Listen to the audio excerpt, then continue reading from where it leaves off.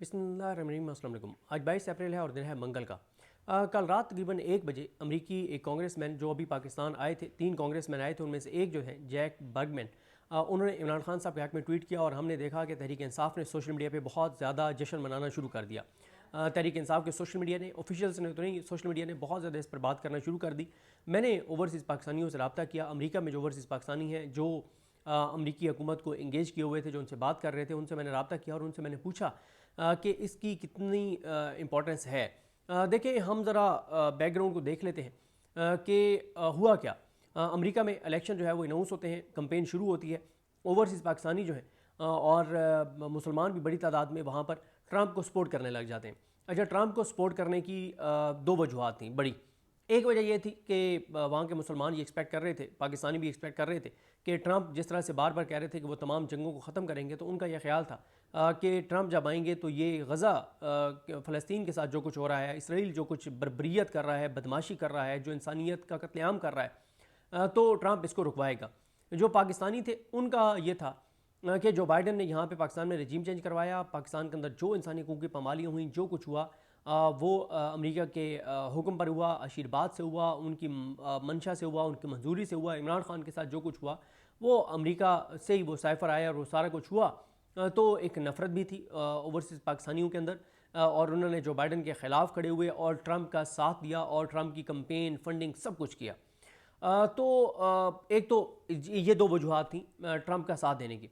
लेकिन फिर आपने देखा कि जब ट्रंप सदर बने हैं तो ये दोनों तौक़ुआत जो हैं वो ओवरसीज़ पाकिस्तानियों की गलत साबित हुई हैं। अच्छा, एक बात रियलिटी है, इसमें कोई शक नहीं है। ओवरसीज़ पाकिस्तानियों ने अमरीकी हुकूमत के ऊपर जो दबाव डाला, जो इंगेज किया, जो कुछ उनसे बातचीत की, क्योंकि ओवरसीज़ पाकिस्तानी ये बात जानते हैं और ये बात पाकिस्तानी भी हम सब जानते हैं कि पाकिस्तान के ऊपर अमेरिका का कितना इन्फ्लुएंस है। ये बात पाकिस्तानी जानते हैं कि पाकिस्तान के अंदर 25 करोड़ लोग भी आकर सड़कों पर निकल आएँ और यक ज़बान होकर एक बात कहें तो सवाल होगा कि ये बात उनकी पता नहीं सुनी भी जाती है नहीं सुनी जाती। लेकिन 5 गोरे अमरीकी इंतज़ामिया के 5 गोरे अगर कोई बात कर दें तो पाकिस्तान उससे एक ज़रा भी इधर उधर नहीं जा सकता। तो ये तो एक बात है कि पाकिस्तान के ऊपर अमेरिका का बहुत इन्फ्लुएंस है। और फिर एक ऐसे टाइम के ऊपर जब पाकिस्तान के अंदर एक ऐसी हुकूमत हो जिसका आवाम से कोई तल्लुक़ ना हो, जो फॉर्म 47 वाली हो, जो जिन्होंने करप्शन और लूट मार की हो, जो जहाँ जिनके अब भी दौर में करप्शन और लूट मार के बहुत से इल्ज़ामात लग रहे हों, और एक कमज़ोर क्या बिल्कुल जिसकी आवाम में कोई जड़े ना हो वो हुकूमत हो, तो फिर उस हुकूमत के ऊपर तो वैसे ही अमेरिका का बड़ा रूटीन से भी ज़्यादा असर रसूख होगा। तो इस हद तक ओवरसीज़ पाकिस्तानियों की बात दुरुस्त थी अमेरिका में जो थे कि अमेरिका को इंगेज किया जाए और अमेरिका को कहा जाए कि आप ये जो पाकिस्तान में रजीम चेंज आपकी पिछली हुकूमत ने करवाया है और जो पाकिस्तान के अंदर बर्बरियत करवाई है, तो आप इस बर्बरियत का एक तो हिस्सा ना बने, और दूसरा आप पाकिस्तान को कहें कि क्योंकि हमारे ये जो बाइडन इंतज़ामिया के कहने पे आपने ये सारा कुछ किया था, हमारा अब ऐसा कोई इंटरेस्ट नहीं है। और एक ये भी ख्याल था ओवरसीज़ पाकिस्तानियों का कि क्योंकि ट्रंप कह रहा है कि उसका कोई अब आगे जंगें शुरू करने का कोई प्लान नहीं है, तो जब ट्रंप ने अफगानिस्तान में कोई जंगी शुरू नहीं करनी, फिर तो वैसे उसको पाकिस्तान के अंदर हुकूमत की कोई ज़रूरत नहीं है कि वो इस निज़ाम को चलता रहने दे ज़बरदस्ती और इसको सपोर्ट करे, जब उसने अफगानिस्तान में कोई वार ही नहीं करनी। तो ये उनकी ओवरसीज़ पाकिस्तानियों की तौक़ुआत थी। लेकिन हुआ क्या, ट्रंप जैसे कि आए, तीनों तौक़ुआत ओवरसीज़ पाकिस्तानियों की गलत साबित हुई। पहली उनकी क्या तौक़्क़ो गलत साबित हुई, ये वो रियलिटी, अब भी वो रियलिटी है कि अमेरिका जो चाहेगा वही पाकिस्तान में होगा। ये तो रियलिटी है, इसमें तो कोई दूसरी राय नहीं है। लेकिन आते हैं इस बात पर कि तीन तौक़्क़ुआत कैसे जो है वो गलत साबित हुई।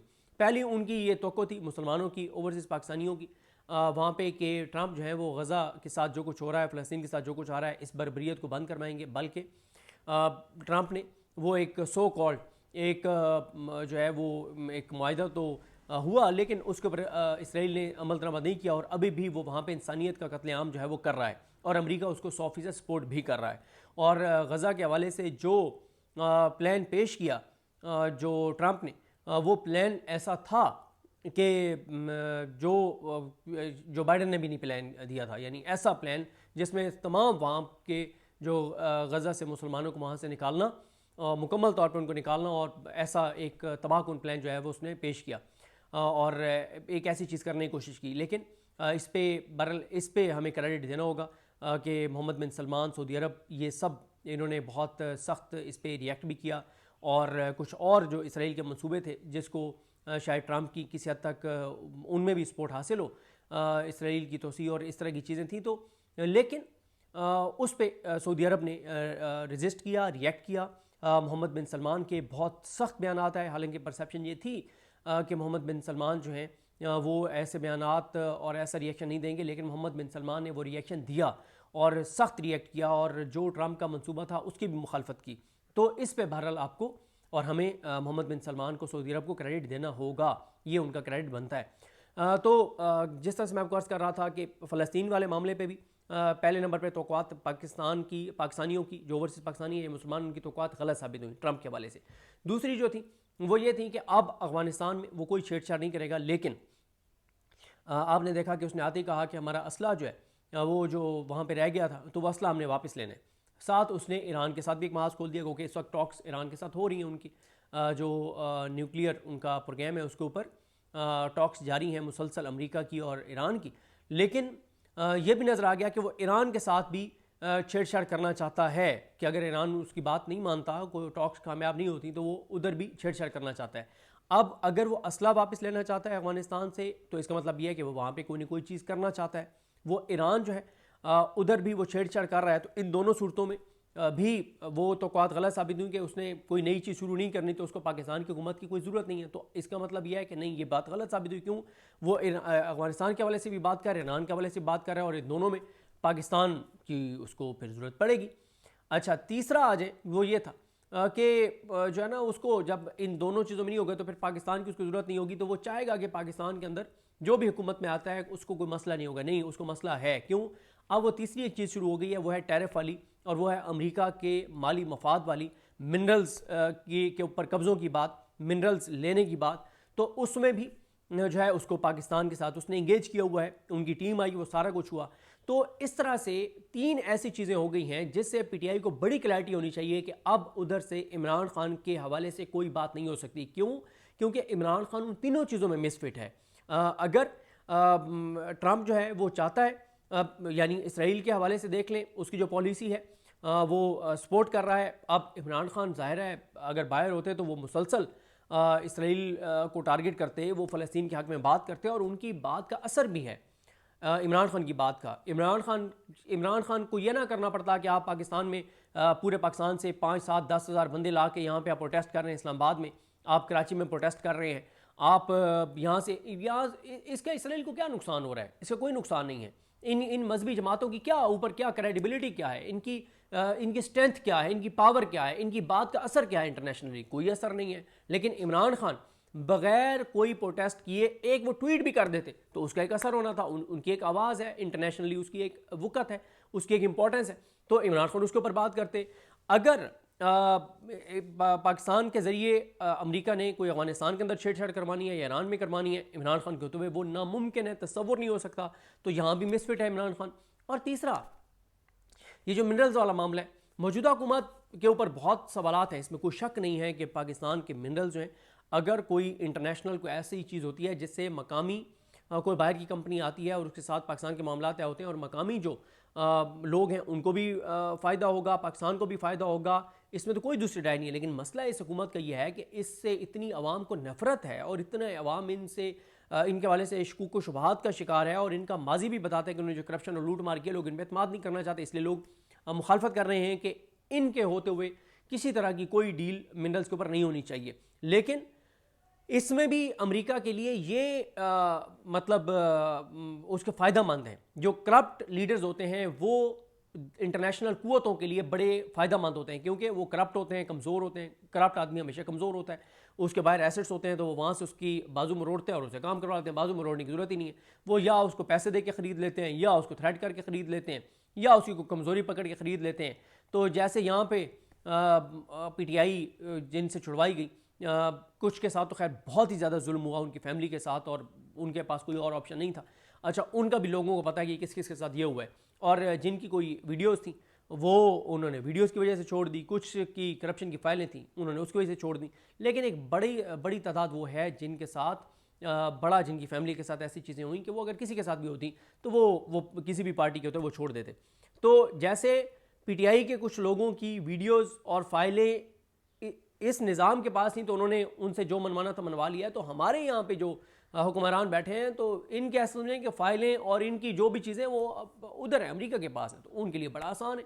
ऐसे करप्ट लोग जो हैं वो उनके लिए बड़े फ़ायदेमंद होते हैं, तो वो उनके ज़रिए चीज़ें करवाते हैं। तो इसलिए ये सारी बात बयान करने का मकसद ये था कि पीटीआई को इन चीज़ों से तवक्कुआत वाबस्ता नहीं करनी चाहिए। और पीटीआई को इसलिए तवक्कुआत वाबस्ता नहीं करनी चाहिए क्योंकि पीटीआई को देख लेना चाहिए कि ट्रंप के आने के बाद इमरान खान के हवाले से अमेरिका ने सिवाय कुछ लोगों के ट्वीट्स के कुछ भी नहीं किया। तो अब आप इस रियलिटी को मान लीजिए। हाँ, कुछ ओवरसीज़ पाकिस्तानियों को ये ख्याल है कि नहीं, अभी भी हम इंगेज किए हुए हैं और कोई चीज़ जो है वो इसका पॉजिटिव चीज़ निकल सकती है, तो ठीक है, वो अपने तौर पे ओवरसीज़ पाकिस्तानी कर रहे हैं, वो करते रहे। लेकिन अब ये जो ट्वीट आया जैक बर्गमैन का, इसके ऊपर बहुत ज़्यादा जश्न पीटीआई को नहीं मनाना चाहिए। पीटीआई को इसलिए नहीं मनाना चाहिए कि जब ये मौसूफ पाकिस्तान में आए तो पाकिस्तान में इमरान खान के ऊपर इन्होंने एक लफ्ज़ नहीं बोला, एक लफ्ज़ नहीं बोला, बल्कि वो उसने तो कहा, अयाज सादिक ने, उसने कहा तमाम इंगेजमेंट्स में उन्होंने इमरान खान के ऊपर एक लफ्ज़ नहीं बोला। और फिर अभी जो वो ट्वीट कर रहे हैं जाके, फ्री इमरान खान का जो ट्वीट उन्होंने अमेरिका जाके किया, उसमें भी उन्होंने ये कहीं नहीं कहा कि मेरी जो इंगेजमेंट हुई है तो उसमें मैंने इमरान खान की बात की। नहीं, मैं इंगेजमेंट्स हुई हमारी, और मैं ये समझता हूँ, हम ये समझते हैं कि पाकिस्तान अमेरिका तल्लुकात के लिए ज़रूरी है कि इमरान खान रिहा हों और इमरान खान के ज़रिए फिर ये और वो, ये सारी सिर्फ बातें हैं। अच्छा, ये उन्होंने क्यों बातें की? और बल्कि इसमें भी आप देख लें कि जब वो आए यहाँ पे सबसे वो मिले, पीटीआई वालों से नहीं मिले। इसमें खैर पीटीआई वाले भी ऑन बोर्ड थे कहीं ना कहीं। उनको भी कहा गया मिस्टर गौर साहब को और आमिर डोगर को कि तुम लोगों ने नहीं जाना, तो वो लोग नहीं गए। जिस मुलाकात को उनको दावतनामा मिला भी तो नहीं गए। जो एम्बेसी वाला पीटीआई कहती है कि मैं दावत नहीं मिली, उस पर ईसा नकवी साहब ने एम्बेसी को ईमेल की, एम्बेसी उनको अमरीकी फॉरेन ऑफिस को, उन्होंने कहा है कि पाकिस्तान तहरीक इंसाफ को दावत दी गई थी। उसमें तहरीक इंसाफ के गौर साहब नहीं गए, आमिर डोगर साहब, ये जो बुलाए गए थे वो नहीं गए। लेकिन बात यह है कि इन्होंने भी तो नहीं, ये जो कांग्रेसमैन है 3 आए थे, इन्होंने भी तो कोई ऐसी कोशिश नहीं की ना कि वो पीटीआई से लाजमी मिले। तो अब जाके वहाँ ट्वीट कर दिया। तो मेरी ओवरसीज़ पाकिस्तानियों से बात हुई है, मैंने कहा इन्होंने ये ट्वीट कर दिया, तो उन्होंने कहा ये ट्वीट उन्होंने इसलिए किया है कि यहाँ ये कमिटमेंट करके गए थे कि जब ये पाकिस्तान जाएंगे तो पाकिस्तान जाकर ये इमरान खान से मिलेंगे। अगर इमरान खान से मुलाकात ना हो सकी तो ये अलीमा खान से ज़रूर मिलेंगे। अब जब उन्होंने उस वादे पे अमल नहीं किया, उस कमिटमेंट पे अमल नहीं किया, अब बाहर जाके फिर एक गोली, मीठी गोली दे दी पीटीआई वालों को, वहाँ ओवरसीज़ पाकिस्तानियों को, कि वहाँ ट्वीट कर दिया। तो आप जब कमिटमेंट करके आए थे यहाँ पे, और बल्कि इंटरेस्टिंग बात तो यह है कि मतलब एक तो यहाँ तक, मतलब जो ओवरसीज़ पाकिस्तानी इंगेज किए हुए थे उनमें एक ओवरसीज़ पाकिस्तानी ने तो यहाँ तक उनके साथ वो किया हुआ था कि शायद ये जाएंगे मौसूफ और इमरान खान से मिलेंगे और उनके लिए एक शर्ट के ऊपर ऑटोग्राफ भी इमरान खान का लेंगे। क्योंकि जो हमारे लिए तो बहुत बड़ी चीज़ है ना, कांग्रेसमैन पाकिस्तान के लिए, मतलब वो आया, ये वो सारा कुछ। लेकिन अपनी कंस्टिट्यूंसी जो है, अपना उसका जो हल्का है जहाँ से उसने वोट लेने होते हैं, जहाँ उसके लोग हैं, तो वहाँ वालों के साथ तो उसका और तरह का ताल्लुक होता है। वहाँ तो उसको उनकी ज़रूरत है, उनके वोटों की ज़रूरत है, उनको इंगेज रखना, उनको खुश रखना उसकी ज़रूरत है। तो वहाँ तो इस तरह की चीज़ें जो हैं वो हो रही थी। तो लिहाजा जब वो पाकिस्तान में आके उन्होंने इमरान खान के ऊपर एक लफ्ज़ नहीं कहा, इमरान खान से मिले नहीं, बल्कि आपको याद होगा कि पीटीआई ने बहुत ज़्यादा हाइप क्रिएट कर दी थी, पीटीआई के ओवरसीज़ पाकिस्तानियों ने, कि एक डेलीगेशन आएगा वो इमरान खान से मिलेगा। ये इसी डेलीगेशन के हवाले से शायद बात थी, लेकिन वो नहीं मिले इमरान खान से, ना वो अलीमा खान से ना मिले, ना वो पीटीआई से मिले।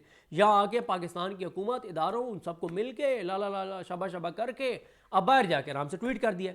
तो वो ये कहते हैं कि ये ट्वीट उन्होंने अपने उन लोगों को बेसिकली जो है वो खुश करने के लिए उन्होंने ये ट्वीट किया है, जिन लोगों से उन्होंने वो की थी, कमिटमेंट की थी कि वो पाकिस्तान जाके और इमरान खान से मुलाकात करेंगे और इमरान खान साहब से या अलीमा खान साहबा से मिलेंगे। तो लिहाजा पीटीआई को, जिस तरह से मैंने कहा कि पीटीआई को इससे बहुत ज़्यादा तवक्कुआत वाबस्ता नहीं करनी चाहिए, पीटीआई को इस पर जश्न नहीं मनाने चाहिए, पीटीआई को इस पर खुशियाँ नहीं मनानी चाहिए। अमेरिका इस वक्त इस तरह की जो भी चीज़ करेगा वो अपनी जो इस वक्त बारगेनिंग है उसको स्ट्रॉन्ग करने के लिए, पाकिस्तान को ब्लैकमेल करने के लिए करेगा। उसका इमरान खान से कोई सिंसियर तल्लुक नहीं होगा। और इस वक्त अमेरिका की आप देख लेना कि वो क्या कर रहे हैं, वो टैरिफ वॉर जो है वो क्या है, वो सिर्फ यही है कि पूरी दुनिया के मुल्कों के ऊपर जहाँ जहाँ से वो इंपोर्ट कर रहे थे उनके ऊपर टैरिफ लगा के वो निगोशिएट कर रहे हैं, निगोशिएट करके और अपने मुल्क का कुछ फ़ायदा करने के लिए, भला करने के लिए कुछ चीज़ें मनवा रहे हैं। तो ये ट्वीट्स भी जो हैं ये उसी टैरिफ वॉर, मिनरल्स, फ़ायदे अमेरिका के लिए, उसी का ये ट्वीट्स भी हिस्सा हैं। इन ट्वीट्स का इमरान खान की रिहाई से कोई ताल्लुक नहीं है। इमरान खान की रिहाई के लिए पीटीआई ने जो भी करना है वो पाकिस्तान में करना है, जो भी दबाव बढ़ाना है वो पाकिस्तान में बढ़ाना है। इसके अलावा जो है वो कहीं से अभी अमेरिका से पीटीआई को ना तो तवक्कुआत रखनी चाहिए, ना ही उधर से कुछ होता हुआ नज़र आ रहा है। और जिस तरह से मैंने अर्ज़ किया कि इस ट्वीट का कोई किसी तरह का कोई सीरियस इम्पैक्ट नहीं है। जो पीटीआई के सोशल मीडिया ने कल इस पर बहुत ज़्यादा सेलिब्रेट किया है, उनको ये सेलिब्रेट नहीं करना चाहिए। उनको इस रियलिटी का पता होना चाहिए कि अमेरिका जो है वो अब जो भी चीज़ें कर रहा है वो पाकिस्तान से मिनरल्स के हवाले से जो भी मामलात हैं उसको बेहतर टर्म्स पे तय करने के लिए ब्लैकमेलिंग कर रहा है। इससे ज़्यादा और कुछ नहीं है। मुझे अपनी दुआ में याद रखें। अल्लाह करीम हम सब का हामी नासर हो। अल्लाह हाफिज़।